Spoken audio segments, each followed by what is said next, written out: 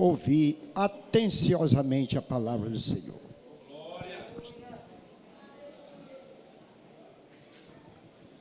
Meus amados irmãos, a paz do Senhor Jesus. Eu estou muito feliz nesta noite por retornar a esta casa. Iam completar-se 14 anos que nós estivemos aqui pela última vez. Eu sou grato a Deus por essa oportunidade que nos foi colocada. Quero agradecer a Deus, em primeiro lugar, pela vida do pastor José Gomes, que confiou a tribuna para nós. Louvo a Deus pela vida de todos os obreiros desta casa. Eu falei ontem em uma das congregações que eu não costumo ficar citando o nome dos irmãos, porque às vezes esquece o nome, fala de um e esquece do outro. Aí o outro diz, então eu não era seu amigo, você esqueceu meu nome, então eu não costumo não falar o nome. Depois a gente abraça todo mundo, né, irmãos? E isso é maravilhoso. Eu louvo a Deus pela vida desta igreja. Tenho visto por as congregações, já estamos aqui há uns 15 dias, irmãos. Passamos uns dias também ali na cidade de Açailândia, onde moram meus pais, e a cidade onde fui criado, né? E nós vimos o progresso da obra de Deus neste estado, no estado do Maranhão. Nós temos visto a obra do Senhor crescendo por todos os lados. Na cidade de Codó também não é diferente. Eu quero agradecer a Deus por estar vendo todos vocês estar de volta aqui no Templo Central. Algumas configurações mudaram, né? Ficou ainda melhor, o templo está bonito, está climatizado. Tudo isso é para a honra e a glória do nome do Senhor Jesus. Glória a Deus. Me lembro que participei de muito período de oração neste Templo Central, com umas irmãs, que eu não sei se ainda estão por aí, umas irmãs velhinhas, que a gente se reunia aqui, e tinha só eu e mais uns 3 jovens que ficavam no meio delas aqui orando, e a gente aprendia muito com aquelas irmãs. Eu não sei, devem estar por aí ainda, qualquer coisa a gente acha elas por aí, glorificando o nome do Senhor Jesus. Amém, queridos? Nós estamos ali no estado de São Paulo, fazendo a obra do Senhor. Chegamos lá, como já falei, há quase 14 anos, e fomos trabalhamos em uma empresa, e também aprove a Deus o ministério nos chamar para fazer a obra do Senhor. Eu quero trazer uma saudação do nosso pastor presidente, pastor Paulo Freire da Costa, o nosso pastor presidente, o nosso pastor presidente estadual, que é o pastor José Wellington Bezerra da Costa, que ninguém conhece, né, irmãos? Pastor José Wellington é o nosso pastor presidente da convenção estadual, e o nosso pastor presidente da CGADB, que é o pastor também José Wellington Costa Júnior. Glória a Deus. Estamos ali trabalhando na obra do Senhor, servindo a Deus, e o nome do Senhor tem sido glorificado. Glória a Deus. Irmãos, eu não queria perder muito tempo, eu queria vos convidar para a gente abrir a palavra do Senhor na carta aos Hebreus. Glória a Deus. Aleluia. Na carta aos Hebreus, no capítulo 12. Capítulo 12 da carta de Paulo aos Hebreus, e vamos ter uma reflexão da palavra de Deus para as nossas vidas. Aleluia. Louvo a Deus também pela vida dos nossos irmãos obreiros. Quando saímos daqui, Francisco dos Milagres era o nosso líder de mocidade, irmãos. Foi meu líder de mocidade, ele. Esse aqui eu tenho que falar porque era meu chefe, né?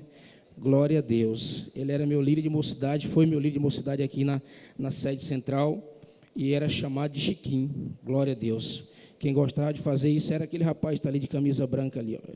Glória a Deus. Ali está o Fagner. Deus abençoe sua vida. Louvado seja o nome do Senhor. Carta aos Hebreus, capítulo 12, versículo de número 1, diz assim: portanto nós, que também, pois, estamos rodeados de uma tão grande nuvem de testemunhas, deixemos todo o embaraço e o pecado, que tão de perto nos rodeia, corramos com paciência a carreira que nos está proposta. Olhando para Jesus, o autor e consumador da fé, o qual, pelo gozo que lhe estava proposto, suportou a cruz, desprezando a afronta, e assentou-se à destra do trono de Deus. Podeis tomar os vossos assentos, em nome do Senhor Jesus. Queridos irmãos, carta aos Hebreus. Tem alguns estudiosos que dizem, dá nome de autor para esta carta. Eu não falo, não concordo, porque o que não está escrito na Bíblia, não devemos colocar a nossa própria opinião e afirmar. Posso até dizer, eu acho que foi fulano, eu acho que foi ciclano, mas eu não posso afirmar, colocar a minha opinião própria naquilo que não está escrito na Bíblia. Aquilo que não está escrito eu não posso dizer com clareza, ou até mesmo pregar para a igreja. Já vi alguns obreiros, amigos, pregando e dizendo, vamos abrir a palavra de Deus na carta de Paulo aos Hebreus. Eu acredito que não devemos fazer isso porque não está escrito na Bíblia.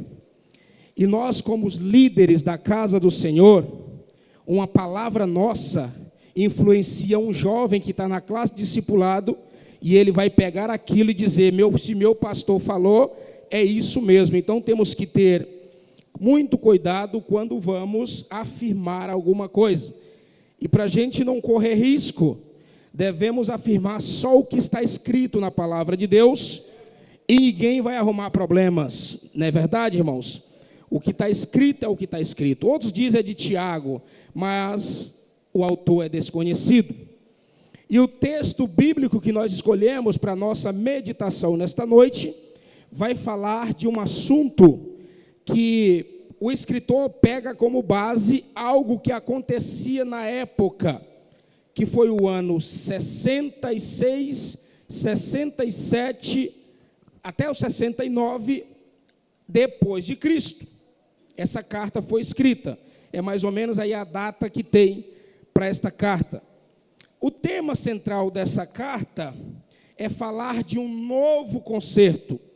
E uma das bases também dessa carta é falar sobre a firmeza da fé. E para falar sobre isso, o escritor, no capítulo de número 12, ele tem como base o capítulo de número 11. Muitas vezes nós pregamos a palavra dizendo que nós estamos rodeados, como já lemos aqui o texto, nós que estamos rodeados de uma grande nuvem de testemunha, devemos correr, devemos andar com paciência, devemos deixar o embaraço do pecado, devemos não nos envolver com os negócios dessa vida. O autor está dizendo tudo isso.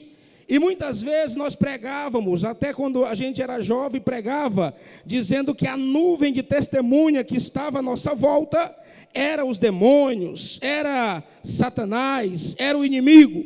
Mas se a gente olhar o capítulo 11, a nuvem de testemunha que o escritor está dizendo, são os heróis da fé. É para a gente olhar para eles como testemunha para a nossa vida e não desanimar na nossa caminhada com Cristo. Para a gente olhar e ver que Abraão obedeceu a Deus, e a Bíblia diz que Deus o colocou como pai de multidões. Abraão acreditou na palavra de Deus, ele teve fé, e a Bíblia diz que ele foi chamado de amigo de Deus. É esse homem que o escritor está dizendo, olhem para ele. Ele não sabia para onde ia, só recebeu uma palavra, dizendo, deixa a casa do teu pai, a casa da tua mãe, e segue para uma terra que te mostrarei. E ele diz: anda na minha presença e ser perfeito. Aleluia. Aí quando Deus começa a olhar para Abraão e vai ver que ele é um homem obediente e ele guarda a palavra de Deus, aí um dia Deus olha para ele e diz: Abraão, é o seguinte, a partir de agora, quem te amaldiçoar eu amaldiçoarei, mas quem te abençoar eu abençoarei, porque eu sou o Senhor teu Deus que te tirei da casa de teu pai. É para esse homem que o escritor do capítulo 12 está dizendo para a gente olhar. Olhe para essas nuvens de testemunha. É para esses que ele está dizendo para a gente olhar. E tem uma coisa muito importante que ele vai falar aqui, que nos está proposta uma carreira. Todos nós aqui sabemos como é que se conjuga o verbo correr. Eu corro, tu corre, ele corre, eles correm, nós corremos.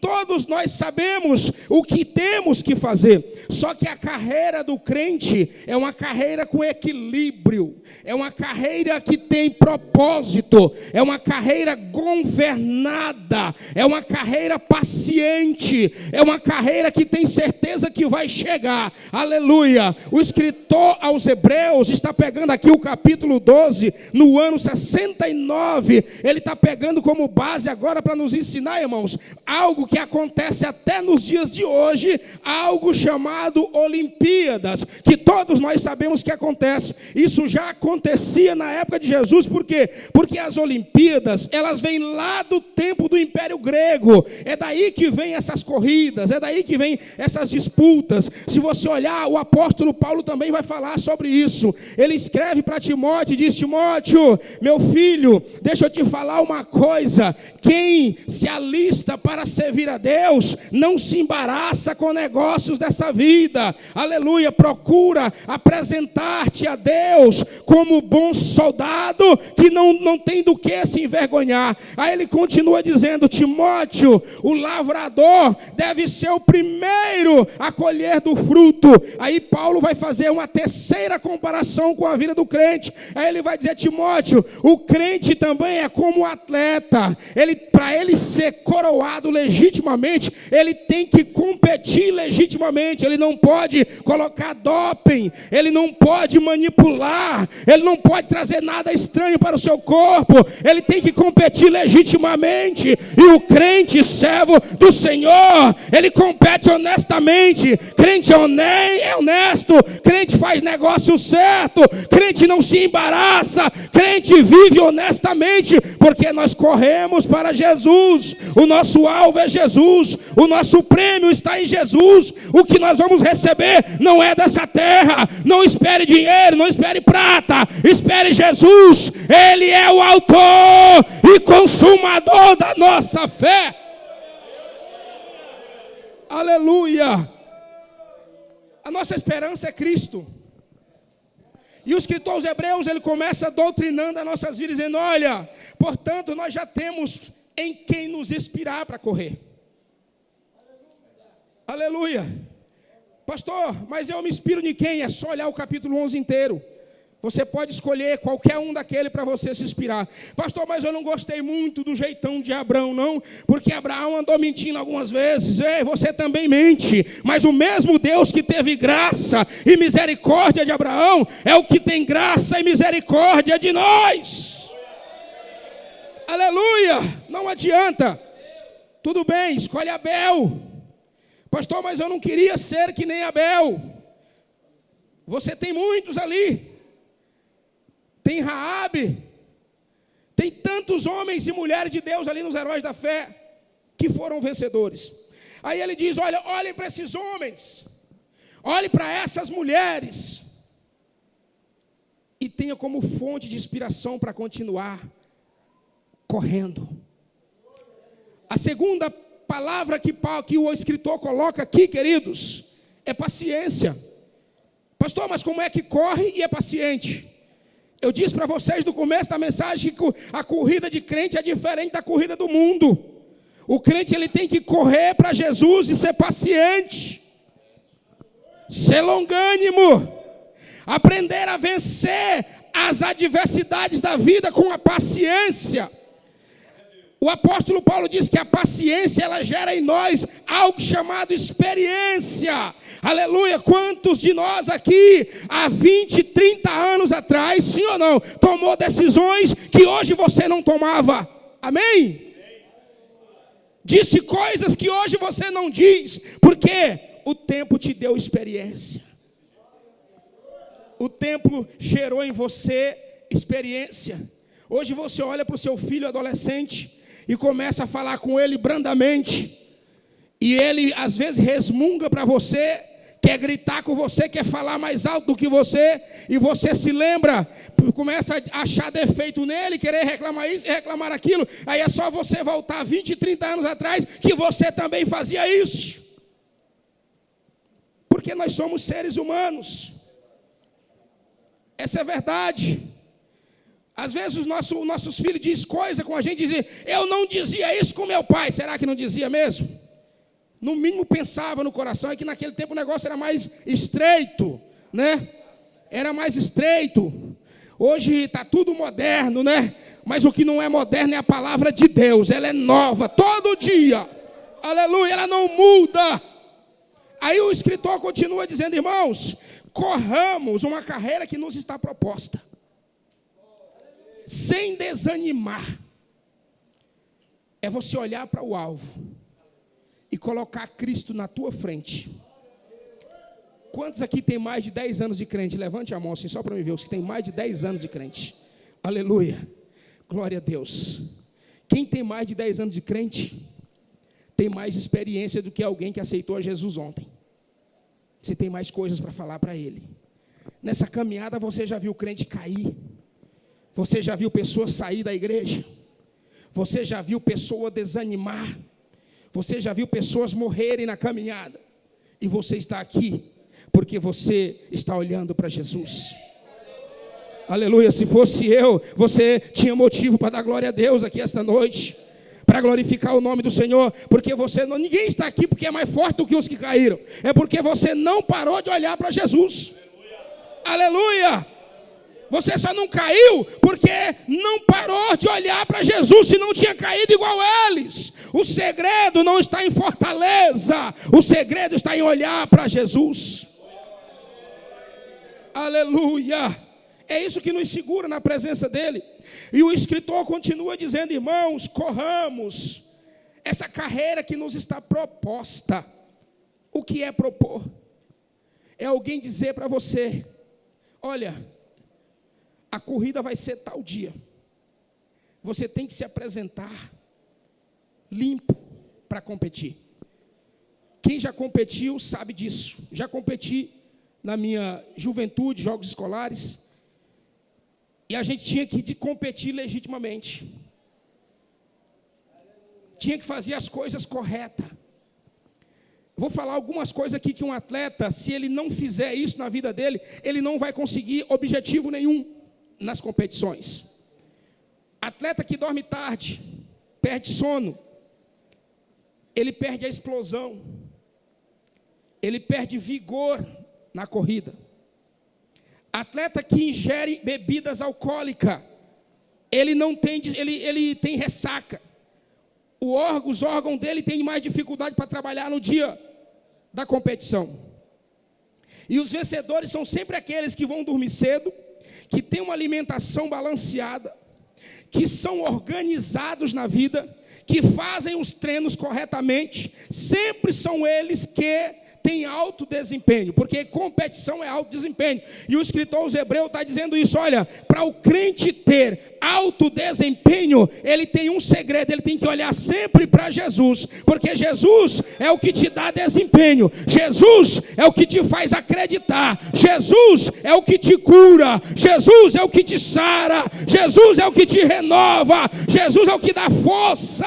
Aleluia, louvado seja o nome do Senhor. Glória a Deus. Não tem segredo de idade, não, pastor. Eu acho que quando eu tiver a tua idade, você já deve ter seus 40 anos de idade. Você, por isso que prega com essa coragem. Mas eu, agora que estou começando a vida, não tem negócio de jovem, não tem negócio de idoso. Quem parar de olhar para Jesus cai do mesmo jeito. Se parar de olhar para Jesus, cai, não importa a idade. Ah, mas é ao contrário, pastor. Eu acho que os mais jovens têm mais força. Será que é isso? Se parar de olhar para Jesus, cai do mesmo jeito. Cansa do mesmo jeito.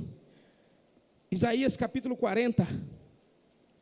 Ele diz assim: não ouviste? Não escutaste?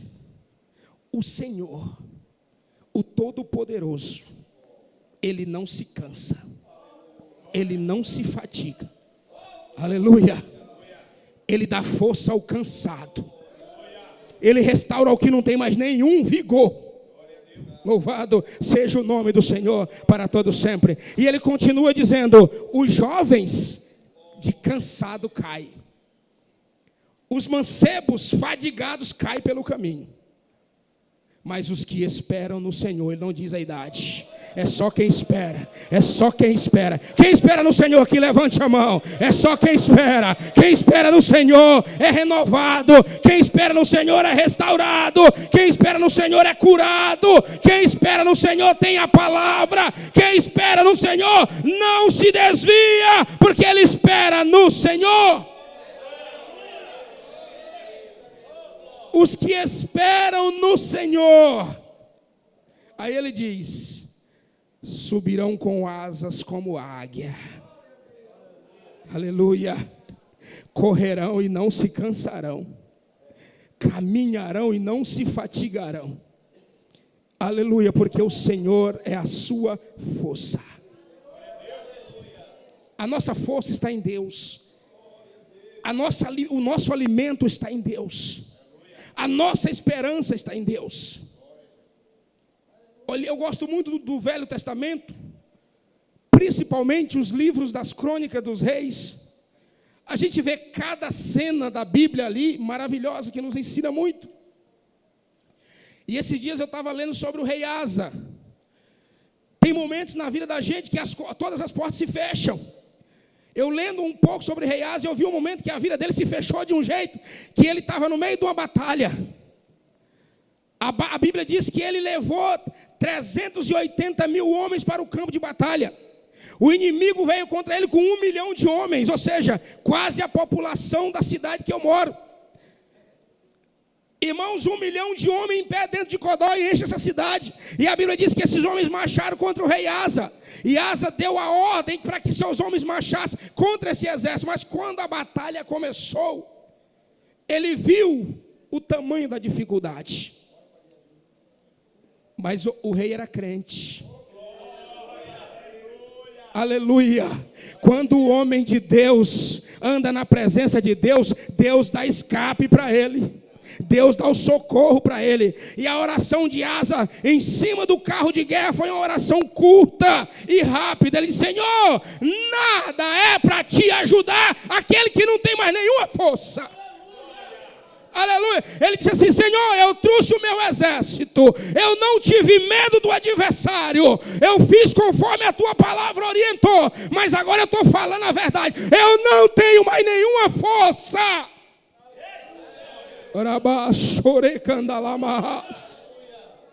E a Bíblia diz que Deus ouviu a oração de Asa e colocou emboscada contra os seus inimigos e deu a vitória para ele.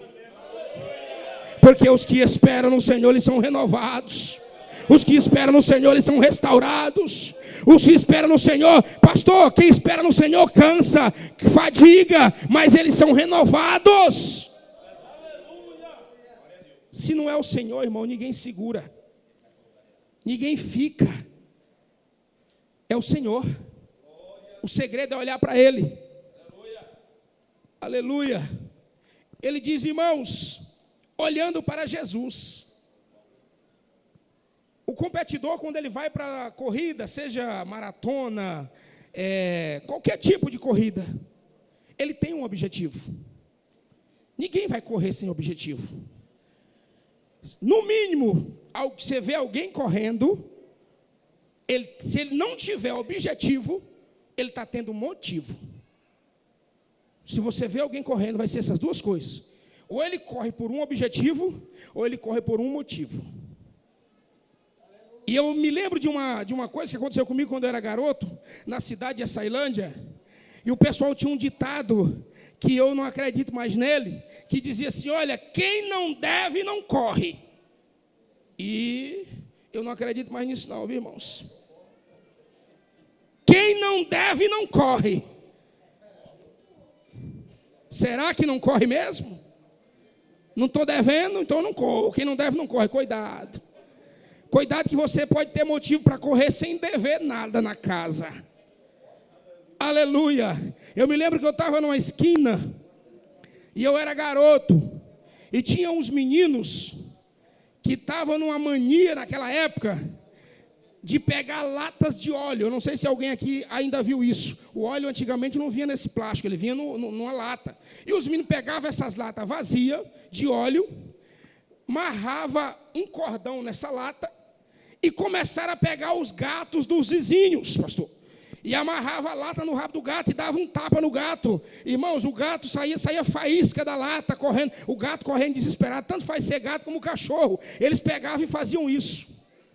E os vizinhos foram ficando indignados com aquilo e falaram que iam pegar uns moleques daqueles e ia dar uns tapas nas orelhas deles, né? Aí a notícia correu. E quando um dia eu estou parado numa esquina, eu tinha ido comprar uma caixa de fósforo para minha mãe. Não tinha nada a ver com o negócio. Passou um gato em alta velocidade aqui por mim, e eu olhei para aquele gato, fiquei admirado, o gato correndo, arrastando aquela lata, assustado, e quando eu olho para trás, vem um moço assim, vermelhão, me olhando, com um pedaço de pau na mão, um negócio, irmãos, eu dei uma arrancada, que olha, caminhonete traçada 4x4, que sai cantando pneu, eu dei uma arrancada, eu só parei dentro de casa. E o homem parou na porta lá de casa. Aí meu pai saiu e disse: o que você quer com ele? Aí o velho assumiu o controle da situação. E eu cansado, ali puxando a respiração. Eu disse: eu não sei do que esse homem está falando. Mas aí, logo em seguida, chegou o dono do bar e disse assim: olha, esse menino não tem nada a ver com isso. Até o homem do bar chegar, irmão, eu já estava quase morto da carreira que eu dei. Então tem momento que você não deve, mas pode ter motivo para correr. Não é verdade? Não deve, mas tem motivo. Aleluia. Eu não sei o que ele ia fazer comigo, apesar de que eu era um garoto e ele já era um senhor, mas eu não sei. Eu fiquei com medo dele, né? Então, meus irmãos, isso é um ensino para a nossa vida. Nós temos que ter motivo para correr para Jesus. O atleta, quando ele vai competir, ele tem motivo. Ele se prepara, ele acorda às 5 horas da manhã. Quem gosta da bicicleta sabe, tem que preparar a ferramenta de trabalho. Aí tem crente que está dizendo que o alvo dele é Jesus, mas ele não ora, ele não lê a Bíblia, ele não vai na vigília. O pastor convoca para a reunião de obreiro, o obreiro não vem. Que obreiro é esse? Que homem de Deus é esse? Ele tem que estar dentro do campo de batalha, ele tem que estar pronto, ele é um atleta de Deus, ele serve ao Senhor, ele tem que caminhar para Jesus. Aleluia. Aí ele diz: olha, só que a corrida do crente é com paciência, não é de qualquer jeito, é para chegar sabendo que vai ganhar. Glória a Deus. O maratonista, quando ele sai de casa, ele não sabe se vai ganhar. O jogador de futebol, quando ele entra no vestiário, que ele bota todo aquele aparato para jogar bola, ele não sabe se o time dele vai ganhar. O corredor de tiro de 100 metros não sabe se vai ganhar, ele vai competir. Mas o escritor aos Hebreus diz que o crente, que compete legitimamente, ele já sai sabendo que vai ser vitorioso. Aleluia. Ele já sai sabendo que vai chegar do outro lado e quem leva é Jesus. Aleluia. Glória a Deus. Quando Jesus entra como nosso alvo, as coisas facilitam para nós. Toda vez que a gente tenta resolver com as nossas próprias forças, com a nossa própria inteligência, parece que não funciona, irmãos. Parece não funciona. Dá tudo errado. Mas é só colocar o joelho no chão e dizer: Jesus, me ajuda. Aleluia. Senhor, eu quero chegar lá. Meu Deus, está difícil. E você começa a olhar para Jesus como teu alvo. E você vai ver que as coisas vão mudando. Louvado seja o nome do Senhor para todos sempre. Eu contar aqui um breve testemunho da minha vida ali no estado de São Paulo. Vai completar 14 anos que estou morando naquele estado. Irmãos, o estado de São Paulo tem crente, irmão. Lá, irmão, São Paulo tem crente. São Paulo tem crente de todo jeito. Se você quiser um crente meia boca, lá tem. Se você quiser um crente cheio do Espírito Santo, lá tem. Se você quiser um crente problemático, tudo tem. De todo jeito tem. Se você quiser uma igreja de todo jeito, lá tem. Lá já tem igreja, pastor, até que tirou alguns textos da Bíblia para poder facilitar a vida deles. Tudo tem em São Paulo. Para você ver. Qualquer um lá em São Paulo que se acha grande, deixa o ministério e abre uma congregação. E ainda tem coragem de convidar os nossos irmãos para ir pregar nas igrejas deles. Quem tem o alvo como Jesus, não foca em dinheiro, ele foca em Jesus. Ele foca no Senhor, porque o alvo dele é o Senhor. E no estado de São Paulo tem muito. O estado está cheio. Só para você ter uma ideia, dentro da cidade que moramos, em Campinas, tem milhares de igrejas de denominações diferentes. Mas dentro da Assembleia de Deus, Ministério Belém, há 14 anos, quando eu cheguei lá, minha matrícula era de número 18.700. Ou seja, eu era um membro de número 18.700. Hoje, se a gente entrar no sistema, está dando 42 mil membros. O estado tanto cresce com o evangelismo, como pessoas que chegam do Nordeste. O que sustenta o estado de São Paulo no evangelho também é essa junção de crentes que sai daqui, do estado, do Maranhão para lá, que se junta, do Ceará, do Pernambuco, de todo lugar. Se você chegar dentro do templo central, você vai ver sotaque de Pernambuco, sotaque do Piauí, sotaque de maranhense, aí você vai ver língua lá do outro lado do mundo, você vai ver haitiano falando, está lotado de gente. Mas está cheio de pessoas correndo por objetivos diferentes. Correndo atrás dos próprios interesses dentro da casa de Deus. E abre uma igreja ali, abre ali na esquina, não dá certo. Inclusive, homens de Deus, pregadores que saíram daqui do nosso estado, foram para lá e estão tentando a vida, abrindo o próprio ministério. Irmão, está cheio dessas coisas. E parece que eles gostam de querer convidar. Você não pretende, não? Eu digo, não pretendo, não. Quando eu aceitei Jesus para ir para o céu. Não foi para abrir uma igreja. Foi para mim para o céu. Quando eu aceitei Jesus, já tinha igreja. Eu não preciso abrir mais igreja, porque já tem muitas. Aí, disseram, mas você não vai muito longe. Eu falei, eu só quero chegar em Jesus. Só isso. Cheguei naquele lugar, queridos. Eu fiz um voto com Deus, juntamente com a minha esposa, chamei ela e vamos orar. Vamos fazer, nosso alvo aqui é Cristo. Mas se o Senhor estiver conosco neste lugar, Ele vai nos abençoar. A gente pagava aluguel, e vocês sabem que pagar aluguel não é brincadeira. Você trabalhar e chegar no final do mês, você entrega aquele aluguel. O aluguel, ele só tem vantagem para uma coisa, irmão, para quem está recebendo. Só, viu, meu irmão? Porque quem está pagando é um dinheiro que não volta nunca mais, né? Então, aquilo me incomodava. Chamei a minha esposa para orar e disse, minha filha, vamos orar. E Deus colocou algo, eu acho que foi Deus que colocou algo no meu coração. Vamos ver se isso vai se cumprir. Se daqui a 2 anos, o Senhor não abrir porta para a gente comprar pelo menos um terreno, num desses lugarzinhos aí que não tem asfalto, não precisa ter asfalto não, eu só quero que o Senhor abra a porta para a gente comprar um pequeno terreno para fazer uma casa aqui nesse lugar, e eu sair do aluguel, tá bom. E se eu não tiver condição de fazer ela, de construir, eu acho que eu sei fazer de taipa, que lá no Nordeste os irmãos não moram por causa de falta de tijolo, os irmãos não deixam de ficar sem casa. Então, eu se tiver barro, eu me viro. Deus é maravilhoso. Aleluia. E um dia eu fui para a oração.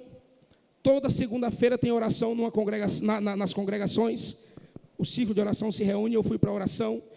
E sempre gosto de estar envolvido com o círculo de oração, irmãos. Isso é desde de jovem.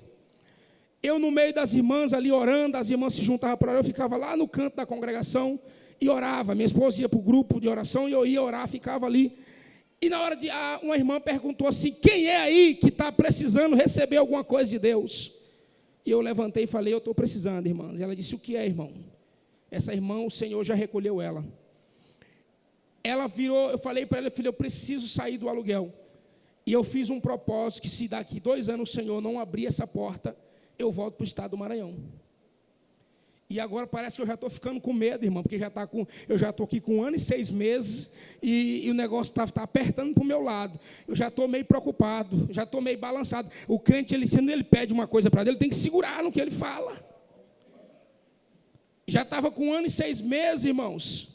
E a irmã virou para mim, uma irmã baixinha assim, virou para mim e disse: olha, servo do Senhor, o Deus não vai te deixar envergonhado. E aquilo me fortaleceu, voltei para casa fortalecido.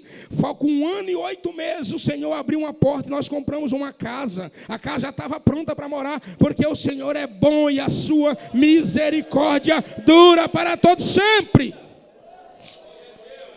As pessoas passam na rua e dizem: meu irmão, quanto o senhor paga de aluguel nessa casa? Eu digo: a dívida que eu tenho nessa casa aqui eu não posso pagar, nunca vou conseguir pagar, eu devo ela para o resto da vida.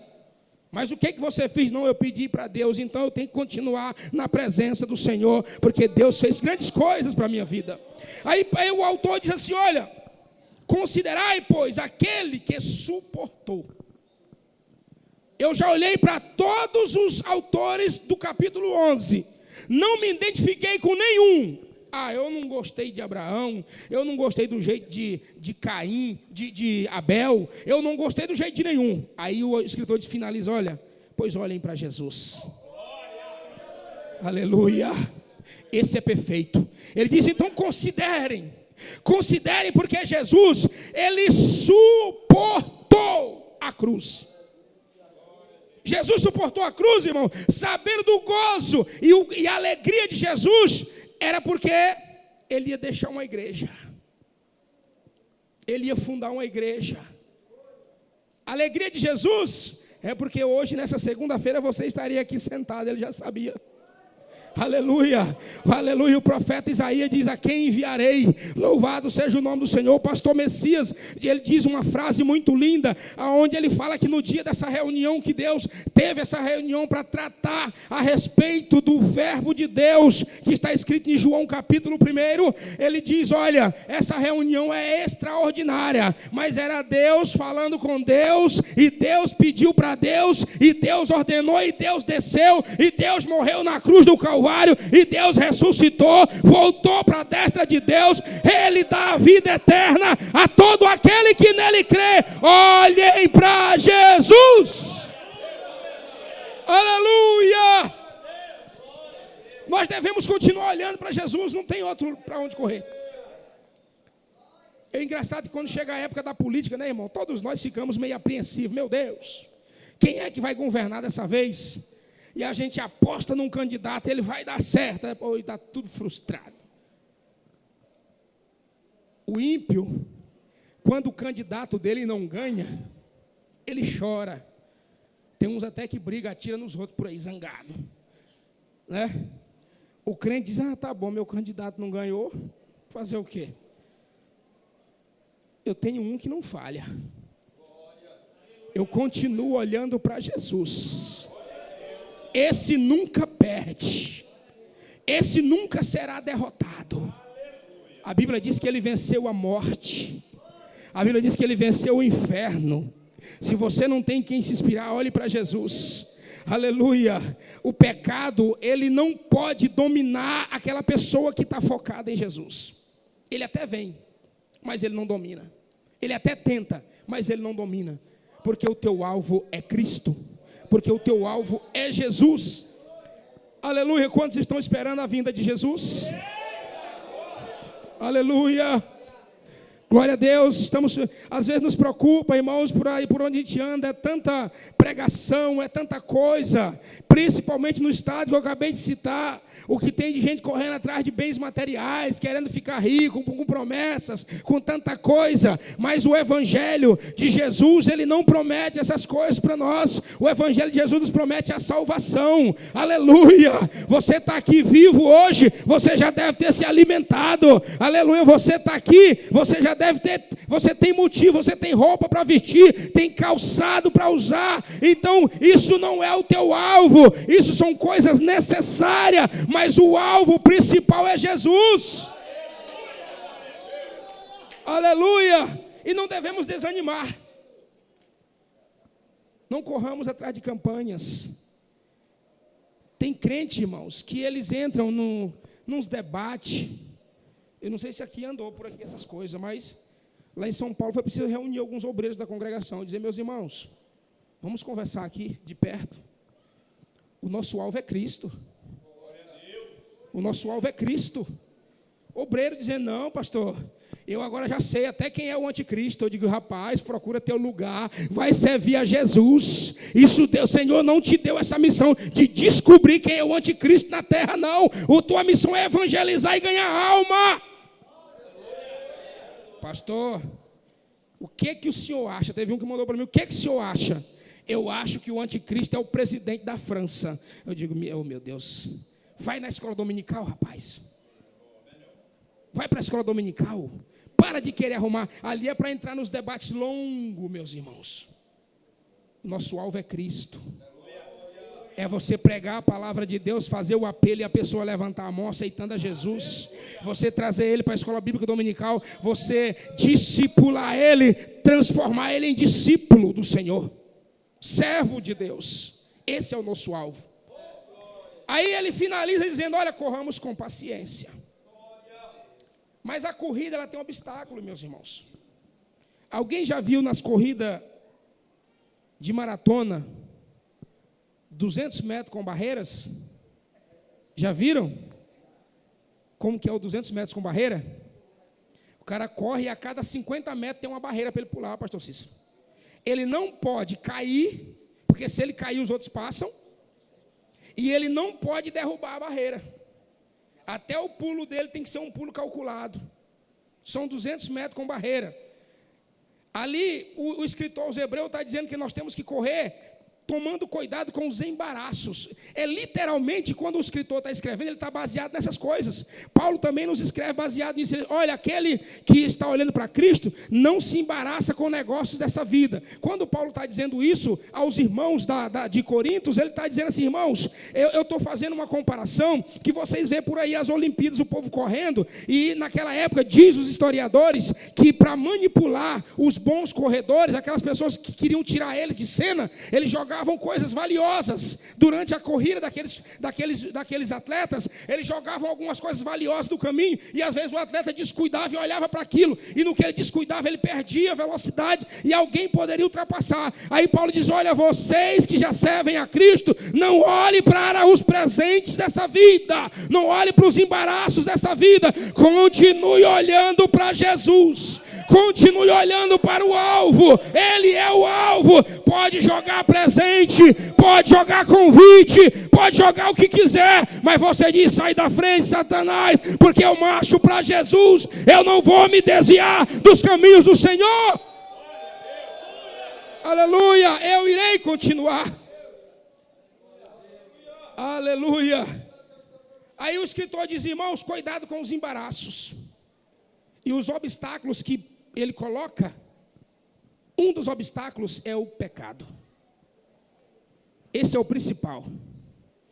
Parece que o pecado na vida, para tentar nos derrubar, ele não está a cada 50 metros, não. Ele está a cada metro quadrado.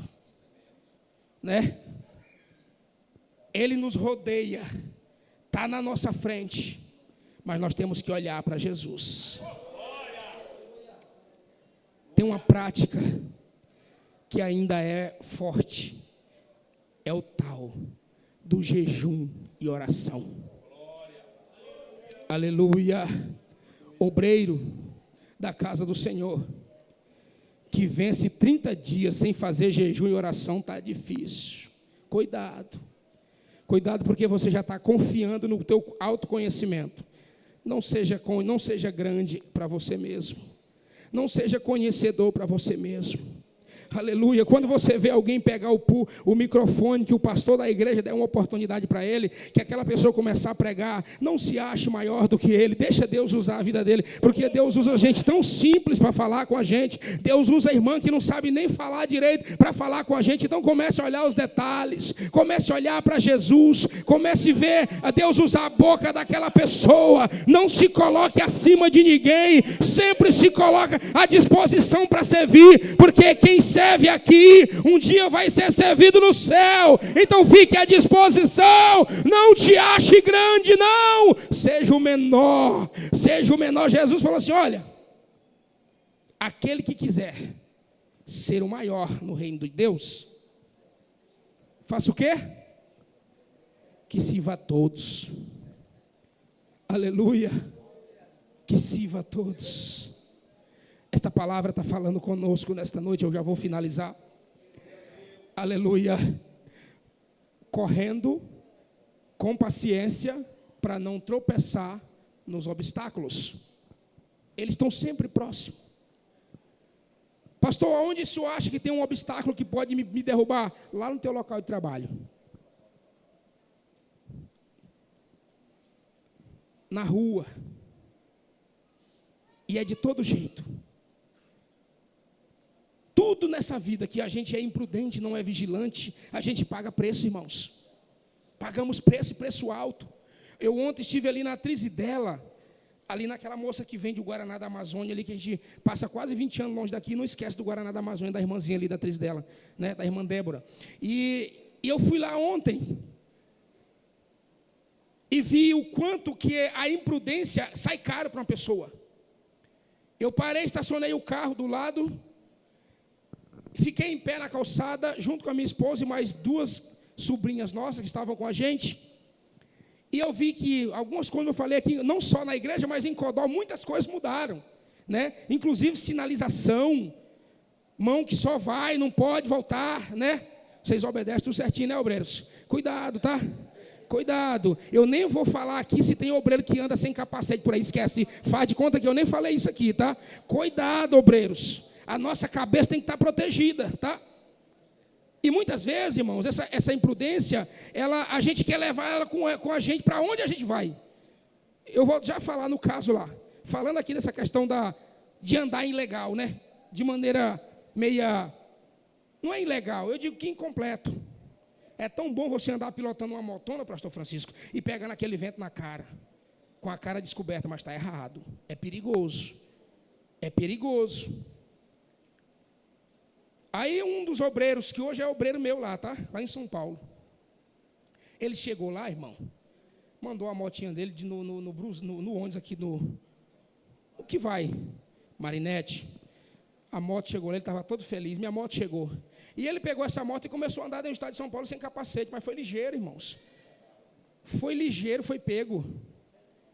E foi só um valor de R$1.800 só de multa. Coisa barata, né, irmão? Para quem anda sem capacete, tá bom. E aí, ele disse, pastor, as coisas aqui é mais sérias. Eu digo, não, rapaz, é em todo lugar. É que tem que seguir. Ontem o rapaz, eu vi que agora quem desce nessa rua antiga chamada Rua da Bomba, né? Que liga a ponte da Trizidela. Quem passa pelo lado de lá é só mão, só desce. Quem vem da ponte da Trizidela não pode vir reto, tem que virar pela praça, não é isso? Tem que fazer a volta pela praça. E eu fiquei em pé ontem e vi um rapaz em alta velocidade, irmãos. Ele subiu pela contramão, bateu de frente com a moça de uma bis. Machucou ele, que o pé abriu, que tinha os nervos, estava de fora. Uma coisa horrível de se olhar. Sabe o que é isso? É imprudência. E muitas vezes a imprudência na nossa vida, ela não machuca só a gente, machuca inocentes também. E por isso que nós, como servos do Senhor, temos que andar olhando para Jesus. E quem olha para Jesus, procura sempre fazer aquilo que está correto. Aleluia. Eu finalizo essa mensagem dizendo para nós que a corrida do crente é certeza de vitória. Rapaz, vocês estão aqui, eu olho para vocês, eu fico muito feliz. Mas fico triste por alguns que eu sei que não está mais entre nós, porque pararam de olhar para Jesus. Tem rostos aqui que eu nunca tinha visto. Aleluia. Tem pessoas aqui que chegaram depois que eu saí, mas tem nomes que eu pergunto: e fulano onde está? Está desviado. Fulano onde está? Está caído. Aí a gente fica, quando a gente sai de um lugar, pastores, a gente volta, a gente acha que vai achar os amigos tudinho na igreja servindo a Deus, e não é bem assim. Quando a gente chega, tem vários que não estão mais. Aleluia. Quando para de olhar para Jesus, podia ser pregador, quantos que eu ouvi falar línguas estranhas aqui nesta igreja, cheio do poder de Deus, alegres, batizado com o Espírito Santo, expulsando demônios, mas deixou de olhar para Jesus. Não adianta, não tem grande, Já viu aquele crente na igreja, meu irmão, que você olha para ele, até o glória a Deus dele é difícil da gente escutar. Ele é um crente calado, de pouco barulho, e se você voltar na igreja, pastor, daqui 50 anos ele está lá, servindo a Deus. Porque ele pode não fazer barulho, ele pode não gritar muito, mas ele não deixa de olhar para Jesus. O segredo é não deixar de olhar para Jesus. Deus abençoe a todos.